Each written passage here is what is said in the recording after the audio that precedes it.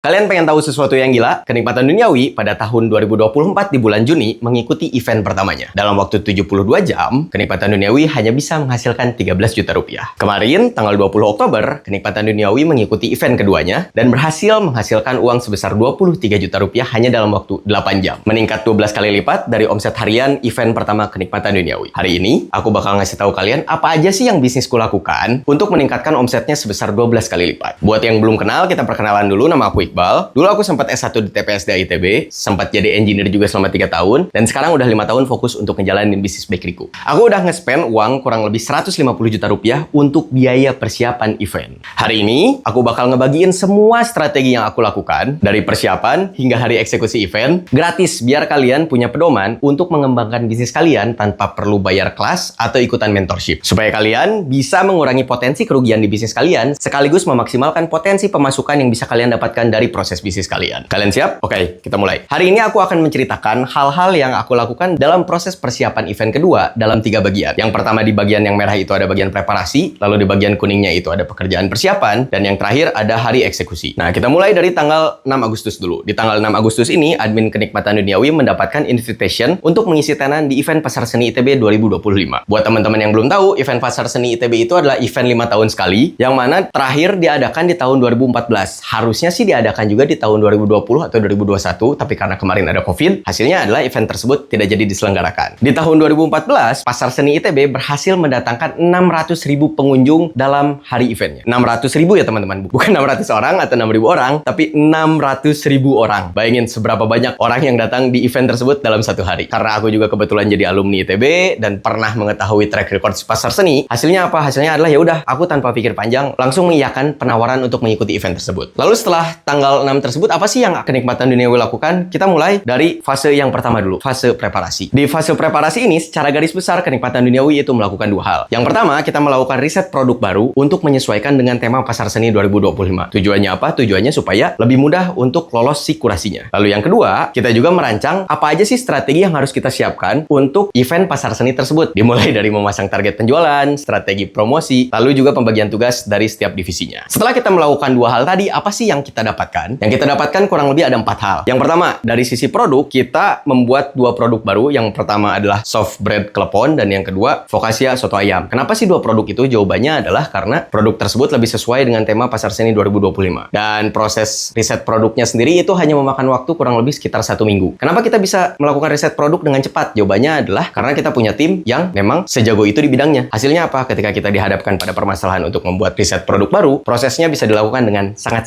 cepat. Lalu berikutnya, di sisi lain, untuk memaksimalkan promosi yang dilakukan oleh Kenikmatan Duniawi, kita juga membuat booth yang kita harapkan bisa memberikan exposure ekstra kepada Kenikmatan Duniawi sebagai brand di hari event. Kalau teman-teman lihat, di sini ada booth fisiknya yang sudah jadi. Waktu itu kita memilih untuk meng-outsource proses pekerjaan booth ini. Kenapa? Karena dari sisi Kenikmatan Duniawi sendiri, itu tidak ada orang yang cukup ahli untuk melakukan pekerjaan desain dan juga pekerjaan konstruksi dari booth ini. Jadi hasilnya Kenikmatan Duniawi menyimpulkan lebih baik kita meng-outsource saja si pekerjaan ini ke orang yang memang ahli dan menjadi pakar di bidangnya. Lalu setelah itu dari sisi promosi juga kita menentukan bahwa kita akan memulai promosi dari tanggal 29 September. Kenapa sih kita tentukan tanggal 29 sebagai hari promosi pertama kita? Jawabannya adalah karena kita perlu membangun exposure yang cukup panjang. Jadi kita set, oh ya udah deh, biar aman si jaraknya kita set di 3 minggu sebelum hari H event. Lalu yang keempat, kita juga memasang target penjualan sebesar 4.000 pieces produk untuk satu hari event Pasar Seni. Kenapa 4.000 pieces? Ekspektasinya kan tadi 600.000 pengunjung ya dalam satu hari. Dan kita memasang target setidaknya 1%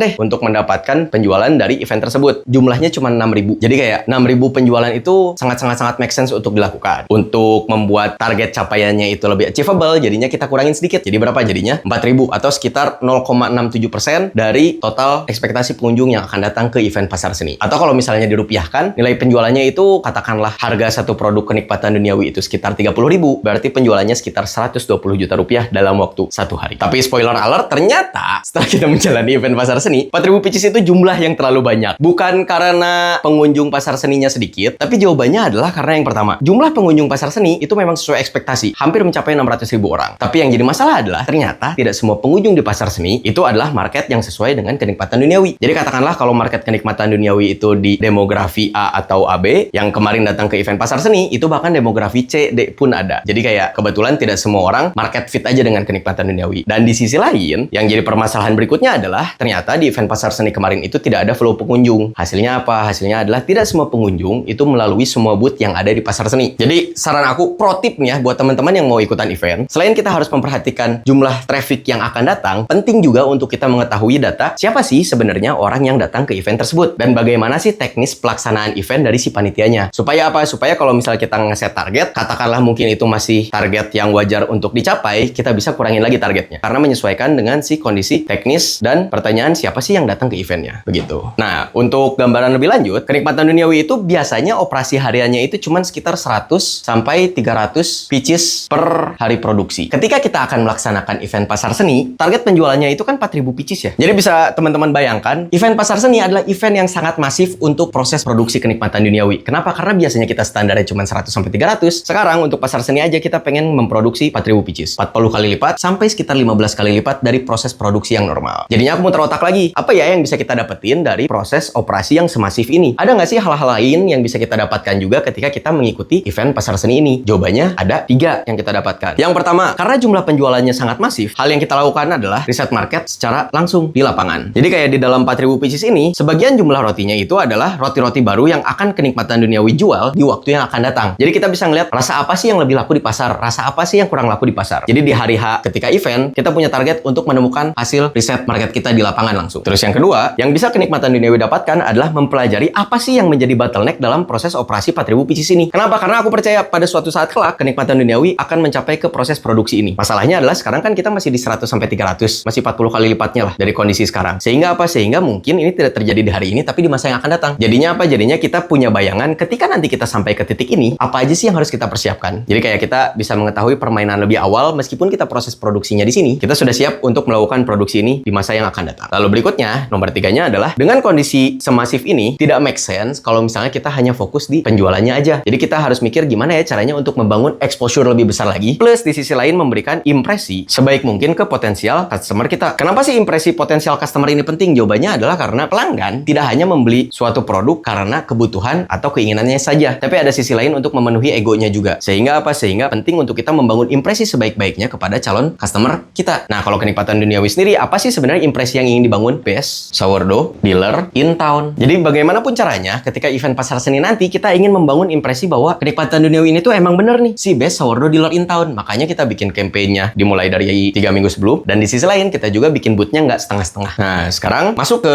tanggal 15 September, kita mendapat pengumuman bahwa kenikmatan duniawi lolos nih dari kurasi panitia untuk mengikuti event pasar seni 2025. Masuklah kita ke fase yang kedua, fase pekerjaan persiapan. Apa aja sih yang kita lakukan selama proses pekerjaan persiapan ini? Kurang lebih pekerjaannya itu ada 4 hal. Kita akan membahas 2 hal. Pertama adalah bare minimum dalam mempersiapkan event, apapun itu. Jadi kalau misalnya teman-teman setelah ini mau ikutan event, seenggaknya lakukanlah 2 hal ini. Biar apa? Biar event kalian bisa terlaksana dengan cukup baik. Nah, yang pertama, apa sih pekerjaannya? Yang pertama yang pasti harus kalian lakukan adalah menyiapkan dananya terlebih dahulu. Kenapa sih menyiapkan dana ini penting? Karena di satu sisi, ketika kalian mengikuti event, proses operasional kalian kan tidak berhenti. Hasilnya adalah kalian harus tetap menjaga cash flow. Jangan sampai dengan mengikuti event, malah operasional harian kalian berhenti. Karena katakanlah uangnya habis dipakai buat persiapan event semua. Nah, kebetulan banget kenikmatan duniawi mengalami kendala juga nih di proses persiapan dana ini. Kenapa? Karena kenikmatan duniawi pas banget di bulan September Oktober ini sedang melakukan renovasi untuk backhouse Trogong. Jadi kayak di satu sisi kita mempersiapkan dana untuk proses operasional, di sisi lain kita juga harus mempersiapkan dana untuk renovasi backhouse Trogong. Dan di sisi lain, karena kita ingin memberikan impresi terbaik di event pasar seni ini, kita juga punya kebutuhan pengeluaran tambahan untuk persiapan pasar seni. Jadi kurang lebih ada 3 hal yang harus kita persiapkan. Lalu apa sih yang kita lakukan untuk mempersiapkan si dananya? Jawabannya, pertama kita harus menghitung kebutuhannya dulu teman-teman. Apa aja sih kebutuhan dana yang harus dihitung? Yang pertama, yang pasti adalah kebutuhan untuk biaya orang. Lalu yang berikutnya adalah kebutuhan untuk persiapan bahan baku. Karena tadi balik lagi teman-teman, asalnya kan kenikmatan duniawi cuma 100 sampai 300 pieces. Sekarang pengen operasi 4.000 produk, 40 kali lipat. Berarti kita harus nyimpan stok bahan baku untuk 40 kali lipat produksi dibandingkan produksi biasanya. Jadi bayangin kayak kenikmatan duniawi itu melakukan produksi untuk 40 hari, sekarang akan dilakukan dalam waktu hanya 1 hari. Itu yang kedua dari persiapan bahan bakunya. Terus yang kedua, spesifik untuk kenikmatan duniawi karena kita sebelumnya nggak punya booth ini, jadinya apa? Jadinya kita harus menyiapkan dana untuk pembuatan si booth ini. Di sisi lain kita juga harus mempersiapkan untuk promosinya dan juga penambahan alat-alat minor, kayak misalnya nambah loyang atau mungkin nambah cooling rack dan sebagainya. Didapatkanlah dari semua kebutuhan itu sekitar angka 200 juta rupiah untuk seluruh persiapannya. Nah, kebetulan banget ternyata di rekening kenikmatan duniawi ada nominal kurang lebih segini. Jadi yang terselamatkan dari proses kenikmatan duniawi adalah karena kita kebetulan punya reserve cash-nya. Jadi dalam proses pendanaan sebenarnya teman-teman bisa melakukan dua hal. Yang pertama seperti kenikmatan duniawi menggunakan reserve cash, atau opsi lainnya kalau misalnya teman-teman nggak punya uangnya, kalian selalu bisa minjem ke orang. Nah kebetulan karena kenikmatan duniawi punya reserve cash, jadinya kita tidak melakukan pinjaman ke orang lain. Setelah kita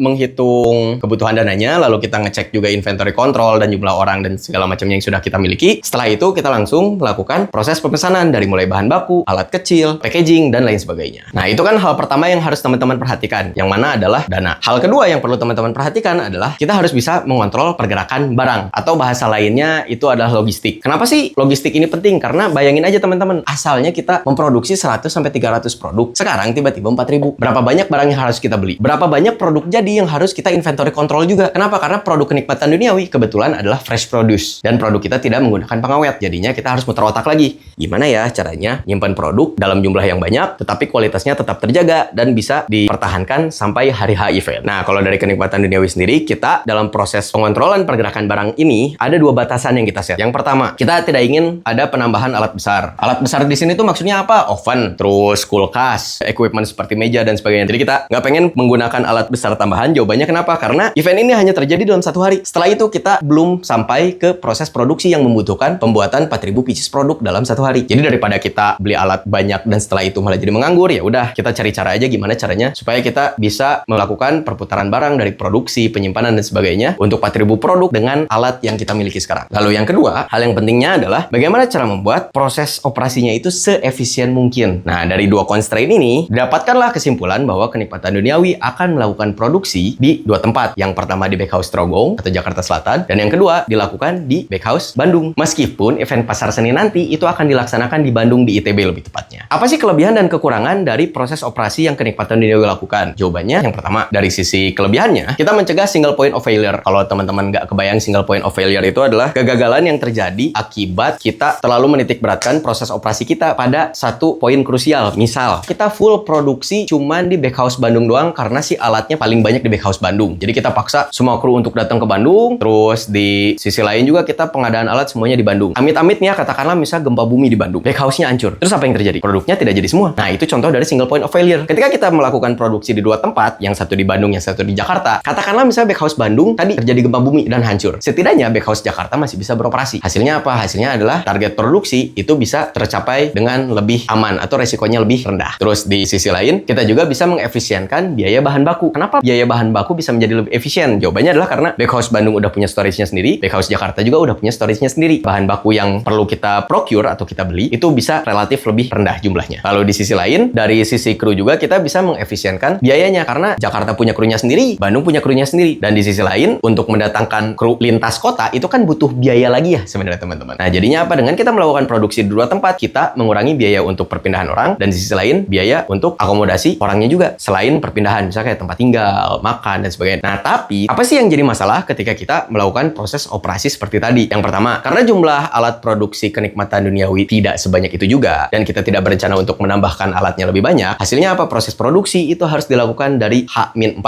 event. Masalahnya, produk kenikmatan duniawi itu tadi tidak menggunakan bahan pengawet. Hasilnya apa? Kita butuh membuat metode penyimpanan cold storage atau cold chain. Agar apa? Agar kualitas produknya tetap terjaga, tapi di sisi lain proses produksinya juga tetap efisien. Begitu. Nah, setelah kita menyimpulkan proses operasi seperti tadi, yang jadi pertanyaan adalah berapa lama sih sebenarnya kru kenikmatan duniawi bekerja? Nah, di sini teman-teman bisa lihat ada tabelnya, aku lampirin. Seluruh pekerjaan persiapan yang dilakukan oleh kenikmatan duniawi untuk event pasar seni ini dan memproduksi 40 kali lipat dari proses produksi hariannya, kurang lebih butuh waktu sekitar 16 jam kerja dari total 18 kru yang tertulis di tabel. Ada 3 kru yang tidak tertulis di tabel, yang mana ada Iqbal, Gina, sama Pascal. Jadi kayak ini pure kru lapangan kita, masing-masing itu butuh waktu sekitar 16 jam per harinya. Tapi kalau misalnya diperhatiin lagi, ini nggak semuanya on setiap hari ya. Jadi mungkin kalau misalnya didistribusikan lebih merata lagi, ya mungkin round 12 jam sampai 10 jam per hari lah, kurang lebih. Tapi kenapa sih kita pola operasinya kurang lebih seperti ini? Tidak semuanya bekerja dari hari Rabu. Jawabannya adalah karena kita tidak butuh semua orang bekerja di hari Rabu. Kalau diperhatikan, semakin ke belakang mendekati event, jumlah jam kerjanya semakin bertambah. Karena kan itu adalah hari-hari hektiknya. Jadi yang perlu disiapkan oleh teman-teman adalah kalau mengikuti event dan kalian mau main gila kayak kenikmatan duniawi, krunya harus bisa menghandle jam kerja yang sakti kayak kru kenikmatan duniawi. Jadi kayak shout out buat teman-teman kru kenikmatan duniawi, karena kalian bekerja dengan luar biasa. Aku akan mengusahakan untuk nge-grow bisnis ini dengan lebih ugal-ugalan lagi supaya kita semua bisa punya 1 triliun sebelum kita meninggal. Oke. Oke, sekarang kita lanjut lagi. Tadi kan seberapa sukses sih eksekusi kegiatan hari H event kalian atau event kenikmatan duniawi lebih tepatnya? Yang pertama, jawabannya adalah pasti promosi. Kenapa promosi ini penting? Karena pada akhirnya tidak semua orang di dunia ini, yang pertama kita menggunakan campaign online, yang mana yang pertama ada ads dan juga ada endorsement influencer. Dari budgetnya sendiri bisa kita lihat untuk ads campaign organiknya itu kita set di 2 juta, lalu endorsement influencernya itu kita set di 3 juta. Dan budget terbesarnya itu ada di boothnya. Boothnya sendiri dari proses desain sampai proses konstruksi itu kurang lebih menghabiskan uang sekitar 60 juta rupiah. Kenapa kita berani untuk nge-spend booth dengan harga yang cukup mahal, bahkan bisa dipakai buat beli mobil Mercy ya kalau misalnya teman-teman mau? Jawabannya sesimpel karena tadi kita ingin memberikan impresi kepada pelanggan kita sebagai best sourdough bakery in town. Jadi kurang lebih untuk budget promosi kita habis sekitar 65 juta rupiah, teman-teman. Lalu berikutnya, hal yang perlu teman-teman perhatikan juga dalam proses kegiatan di lapangan atau event itu adalah seberapa jago sih teman-teman untuk membuat teknis lapangan. Kenapa teknis di lapangan ini penting? Karena teknis di lapangan inilah yang akan menjadikan event kalian itu make it atau break it. Sebagus apapun kalian persiapannya, tapi kalau teknis lapangannya jelek, bisa jadi event kalian akan gagal secara total. Nah, kalau dari pengalaman aku pribadi, kebetulan dulu aku sempat rajin naik gunung. Di sisi lain juga aku cukup rajin untuk mengikuti kegiatan-kegiatan di lapangan, seperti misalnya panitia lapangan, atau misalnya waktu itu aku pernah jadi ketua KKN, dan sebagainya, dan sebagainya. Dan di sisi lain, aku juga punya cukup banyak pengalaman organisasi. Salah satunya aku pernah jadi ketua himpunan. Jadi kayak membuat teknis lapangan adalah sesuatu yang sudah cukup menjadi hal yang biasa lah untuk aku. Jadi kalau misalnya buat teman-teman yang kurang banyak pengalaman lapangannya, aku akan sangat-sangat menyarankan untuk teman-teman mengikuti kegiatan di lapangan. Atau at least kalau misalnya teman-teman gak berencana untuk mengikuti kegiatan di lapangan, carilah orang atau kru yang punya pengalaman di kegiatan lapangan. Dan dari pengalaman aku, ada 3 hal yang menjadi faktor utama kunci dari kesuksesan eksekusi kegiatan di lapangan. Yang pertama adalah jalur komando. Jalur komando ini adalah penentuan siapa sih yang menjadi penanggung jawab spesifik terhadap kegiatan tertentu. Lalu di sisi lain, seberapa jauh sih orang ini bisa menghandle tanggung jawab terhadap kegiatannya. Jadi misalnya kalau orang itu adalah kepala divisinya, berarti tanggung jawabnya dia sebagai kepala divisi. Kalau dia bukan kepala divisi, dia cuma staff biasa aja, ya jangan sok-sokan untuk menjadi kepala divisinya. Berkoordinasilah dengan si kepala divisinya. Lalu berikutnya, hal yang penting selain jalur komando adalah orientasi lapangan. Kenapa orientasi lapangan ini penting atau olah ruang ini penting? Jawabannya sesimpel karena kegiatan di lapangan itu akan sangat dipengaruhi oleh faktor-faktor yang terjadi di lapangan nanti. Misalnya kayak kalau terjadi hujan, atau kalau misalnya terjadi bencana alam, atau misalnya kalau terjadi kerusuhan, kalian harus tahu di lapangan itu apa sih yang bisa kalian manfaatkan untuk menghandle permasalahan-permasalahan yang terjadi di lapangan nanti. Jadi, dengan kalian memahami dengan sangat-sangat mendetail kondisi dari lapangan tempat kalian melaksanakan kegiatan, itu akan mempermudah proses yang akan terjadi ketika kalian mengeksekusi eventnya. Di sisi lain, hal yang penting juga adalah membuat teknis lapangan secara mendetail. Bahkan kalau bisa, prosesnya sampai ke menit atau bahkan ke detik. Contohnya apa supaya bisa lebih kebayang? Kalau dari kenikmatan duniawi sendiri, itu kan tadi kita pengen membuat 4.000 produk. Nah, 4.000 produk ini, kalau misalnya di-handle sama kru yang jumlahnya cuma 1 orang, terus di sisi lain, kru ini katakanlah butuh waktu ordernya sekitar 5 menit, dan katakanlah setiap orang yang datang ke booth kenikmatan duniawi itu hanya memesan 1 roti, maka kenikmatan duniawi itu membutuhkan waktu 4.000 dikali waktu ordernya 5 menit, dibagi jumlah krunya, dikali jumlah ordernya. Jadi kurang lebih butuh waktu sekitar 20.000 menit untuk menghandle penjualan 4.000 pieces produk. 20.000 menit ini tuh berapa lama sih? Kalau bisa 20.000 menit ini dikonversi menjadi jam, kurang lebih membutuhkan waktu 334 jam. 334 jam tuh kalau misalnya dibagi dalam 24 jam atau 1 hari, hasilnya adalah 14 hari kerja non-stop. Tidak make sense. Jadi kayak menjual 4.000 produk dibutuhkan waktu selama 14 hari. Event pasar seninya aja cuma 1 hari. Nah, makanya kenapa di sini teknis lapangannya itu penting untuk didetailkan bahkan sampai ke menitnya adalah agar kita bisa tahu bagaimana sih cara kita mengeksekusi penjualan 4.000 produk ini supaya jadi make sense durasi kerjanya. Setelah aku melakukan perhitungan, 4.000 produk ini menjadi make sense jika kru kenikmatan duniawi itu jumlahnya setidaknya ada 4 orang untuk menghandle ordernya. Dan dari 4 orang ini, waktu ordernya cuma 1 menit, dan di sisi lain, 1 orang itu setidaknya harus mengorder 2 produk. Nah, dari sini, berapa lama sih waktu yang dibutuhkan oleh kenikmatan duniawi untuk menghandle 4.000 produk? Jawabannya adalah 4.000 dikali 1 dibagi 5 dikali 2 adalah 400 menit. Atau kalau misalnya kita konversi dalam jam, artinya itu sekitar 9 jam kerja. Jadinya make sense. Kenapa? Karena durasi event pasar seninya sendiri itu dari jam 8 pagi sampai jam 5 sore. 9 jam itu make sense nih untuk menjual 4.000 produk dalam 1 hari. Nah, tapi apakah 4 kru ini sudah cukup untuk menghandle order kenikmatan duniawi? Jawabannya salah. Kenapa jawabannya salah? Karena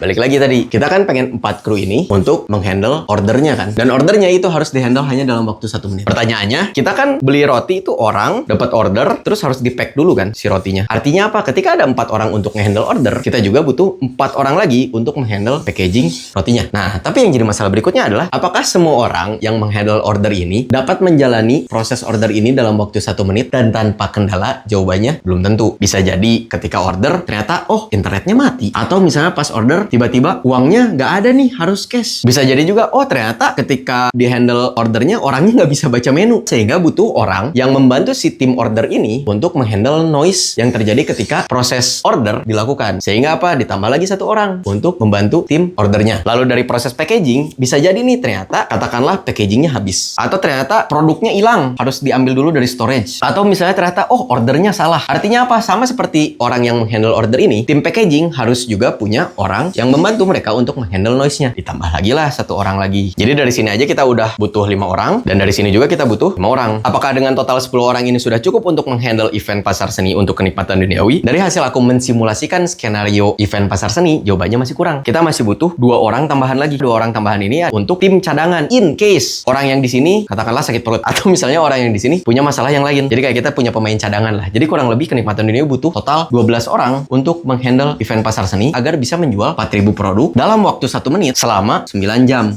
Wow, inilah hasil dari banyak bekerja di lapangan. Kita bisa menskenariokan hasil-hasil atau kejadian-kejadian yang bisa jadi menyebabkan kegagalan dalam proses teknis lapangan kita. Yang mana ini menjadi penting. Makanya, 4 hal yang menjadi kunci kesuksesan dalam melakukan event, itu yang pertama, kalian harus menyiapkan dananya. Lalu yang kedua, mengontrol pergerakan barangnya atau mempelajari ilmu logistiknya. 2 hal ini adalah bare minimum dalam proses pelaksanaan event. Jika kalian ingin eventnya lebih sukses lagi, jawabannya adalah kalian harus bisa melakukan promosi dengan lebih baik, dan di sisi lain menyiapkan teknis lapangan sebaik mungkin agar agar event bisa dieksekusi dengan baik. Nah, masuklah kita ke hari eksekusinya di tanggal 18 sampai 19 Oktober. Karena di H-1 dan di hari H event ini kejadiannya semakin intens, aku akan menyampaikan cerita berikutnya per jam kejadian. Yang pertama, di tanggal 18 Oktober 2025. Di pukul 10 pagi, tim kenikmatan duniawi itu udah mulai mengecek ulang kebutuhan barang seperti packaging, produk, dan sebagainya, dan mulai mengirim booth ke venue event. Lalu di pukul 3 sore, aku melakukan diskusi ulang teknis lapangan yang akan kita lakukan di hari H. Kurang lebih menyampaikan ini kepada para komandan di lapangannya. Lalu di pukul 5 sore, aku melakukan orientasi lapangan dan juga penyesuaian teknis lapangan ulang. Kenapa? Karena ini kan aku desain di sini nih, di Backhouse Kenikmatan Duniawi. Aku belum tahu apa sih yang akan terjadi di lapangan nanti. Jadi di jam 5 sore itu aku langsung melihat ke lapangan, memperhatikan hal-hal yang perlu disesuaikan, lalu setelah itu menyesuaikan ulang si teknis lapangannya. Apa aja sih penyesuaian teknis di lapangan yang terjadi setelah aku melihat kondisi di lapangan? Yang pertama, kita menentukan untuk tidak menggunakan POS dalam proses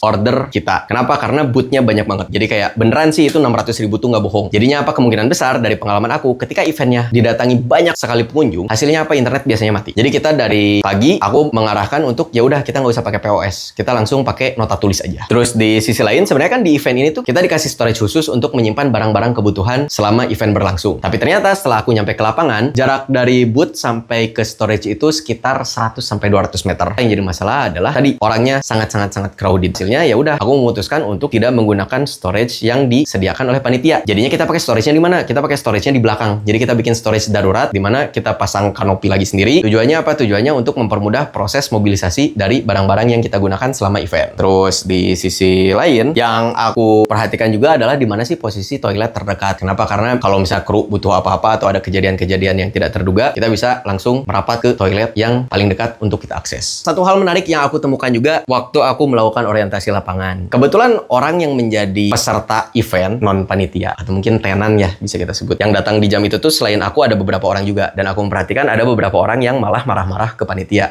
Cukup menarik. Kenapa? Karena panitia memang terlihat tidak siap untuk menjalani event ini. Tapi apakah aku jadi ikutan marah-marah ke panitia juga? Jawabannya enggak. Karena gini, pada akhirnya ketika kita marah-marah ke panitia, apa sih yang kita gain setelah kita marah-marah ke panitia? Apakah booth kita akan jadi lebih bagus? Apakah storage kita akan jadi lebih luas? Enggak juga kan? Enggak ada efeknya gitu. Jadi aku memilih untuk tidak ikutan memarahi panitia, tapi di situ aku mengambil kesimpulan, kemungkinan besar sepertinya panitianya tidak siap untuk melaksanakan event ini. Aku mempersiapkan kruku untuk menghadapi permasalahan yang lebih parah lagi. Jadi kayak aku menyampaikan, ini ada kemungkinan panitianya kurang siap. Jadi gimana ya caranya supaya kita bisa memperkecil permasalahan-permasalahan yang bisa timbul ketika kita berinteraksi dengan panitia. Dari hasil kejadian janggal di lapangan tadi, ya udah deh, akhirnya aku menyimpulkan kayaknya kita harus menyiapkan kondisi yang lebih buruk lagi untuk kita hadapi ketika hari H event nanti. Makanya aku ambillah kesimpulan perkumpulan untuk melakukan loading lebih awal di pukul 12 malam. Kenapa loading jam 12 malam ini disebut loading lebih awal? Karena harusnya kalau dari eventnya sendiri itu loading dimulai dari jam 2 subuh. Tapi karena ada kejanggalan tadi ketika aku melakukan orientasi lapangan, ya udahlah aku curi-curi aja. Jadi pada akhirnya aku memilih untuk ya udah deh, mending curi-curi aja. Ini jangan ditiru ya teman-teman. Ini adalah keputusan taktis di lapangan, tujuannya untuk membuat semua pihak pekerjaannya menjadi lebih mudah. Dari sisi panitia, mengurangi potensi terjadinya kekeosan di hari H karena orang yang loadingnya terlalu berdekatan waktunya. Di sisi lain, dari sisi aku pun sebagai tenan, itu bisa lebih tenang untuk melakukan loading. Kenapa? Karena ketika orang-orang belum loading, aku udah masuk duluan barangnya. Jadi kayak kita mulai loading dari pukul 12 malam. Terus di sisi lain, kalau dari tim backhouse-nya, kita memulai untuk memanaskan produk-produk yang kita masukin ke cold storage kita. Tujuannya apa? Tujuannya adalah untuk memberikan kualitas yang lebih prima lagi ketika nanti proses penjualan terjadi di lapangan. Dan kalau dari proses loadingnya sendiri, kita itu selesai sampai sekitar pukul 10 pagi. Jadi kayak loading dari jam 00 pun kita masih butuh waktu sekitar 10 jam untuk menyelesaikan proses loading itu. Tapi terlepas dari segala pro kontra yang ada di eventnya, sejujurnya aku berterima kasih banyak kepada panitia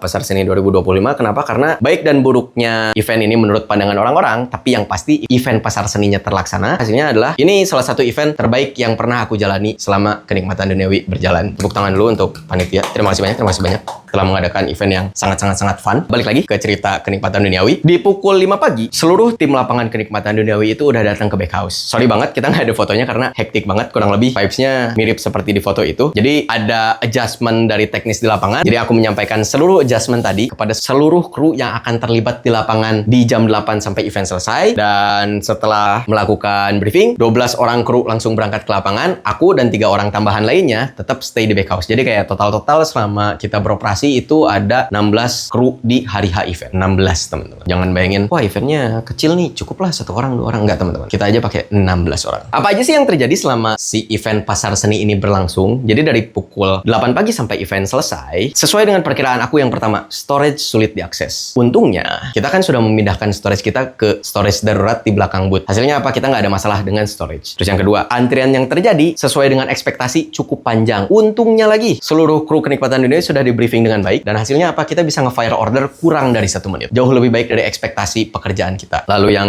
berikutnya, sesuai dengan ekspektasi aku juga, internetnya mati. Untungnya, kita udah menyiapkan nota tulis, dan tim order kita juga sudah siap dengan skenario itu. Hasilnya apa? Order tetap bisa di-handle di bawah waktu 1 menit. Berikutnya, ini yang menarik teman-teman. Ada beberapa orang yang emang sengaja datang ke Pasar Seni untuk mampir ke booth Kenikmatan Duniawi. Jadi kayak, oh berarti proses promosi kita berhasil nih. Kenapa? Karena orang-orang tuh aware kita ada di Pasar Seni gitu. Jadi ada orang yang sengaja datang untuk belanja, dan bahkan sampai ada beberapa yang bilang, waduh kak, aku buru-buru banget kesini karena takutnya udah sold out gitu. Jadi kayak promosinya oke lah. Terus di sisi lain ada beberapa orang juga yang uniknya datang ke booth Kenikmatan Duniawi, lihat-lihat, nggak beli, tapi foto-foto. Kaca-kaca ini berfungsi lah untuk membangun exposure. Hasilnya sesuai dengan apa yang aku desain, dimana kita ingin memberikan impresi terbaik bahwa kita itu adalah best sourdough bakery in town. Terlepas dari orangnya beli sekarang atau enggak, tapi yang penting adalah seenggaknya exposure-nya terbangun dulu. Dan apa ya, sebenarnya semua hal berjalan sesuai dengan rencana kecuali satu hal, yang mana adalah penjualannya teman-teman. Asalnya targetnya 4.000, terus ternyata proses produksi kita dengan segala macam huru-haranya ternyata hanya bisa menghasilkan 3.500 produk. Dari 3.500 produk yang terbuat, hanya 700 produk yang terjual. Boom. Sekarang yang jadi pertanyaan adalah hasil akhirnya bagaimana? Tapi sebelum kita membahas hasil akhirnya bagaimana, kita akan membahas tentang basic teorinya dulu. Apa sih hal dasar yang perlu teman-teman ketahui ketika teman-teman akan melaksanakan event, ataupun kalau bukan tentang eventnya, ini berfungsi juga untuk proses operasi kalian sehari-hari di bisnis kalian. Jadi kalau ini agak keluar sedikit dari proses bisnis, kalau dalam perang istilahnya itu ada taktik, itu memenangkan pertempuran, tapi logistik itu mempertahankan pertandingan. Jadi kayak kalau kata Sun Tzu, strategi without taktik adalah cara terlambat untuk mencapai kemenangan. Kalau teman-teman nggak bisa membentuk taktiknya, yang jadi masalah adalah menangnya lama. Tapi kalau misalnya taktik doang, nggak ada strateginya, ya itu mah sia-sia. Hal-hal yang teman-teman lakukan dan hanya menjadi sia-sia sebelum teman-teman mendapatkan kekalahan. Jadi kayak punya strategi itu berbicara tentang permainan jangka panjangnya, punya taktik itu adalah bagaimana sih cara kalian mengeksekusi setiap proses yang ada selama proses panjang ini terjadi. Lalu kalau kata General Robert Barrow, orang amatir itu membicarakan tentang taktiknya doang. Tapi yang perlu diperhatikan apa? Yang perlu diperhatikan adalah selama taktik ini dieksekusi, ada logistik yang harus dipersiapkan. Kenapa logistik ini jadi penting? Karena kalau misalnya dalam perang, senapan itu tidak akan bisa menembak kalau nggak ada pelurunya. Orang-orang tidak akan bisa berjalan kalau misalnya perutnya lapar. Jadi dua hal yang perlu diperhatikan adalah bagaimana sih cara kita merancang eksekusi teknis di lapangan, si taktik ini tadi dan strateginya. Lalu di sisi lain, bagaimana sih cara kita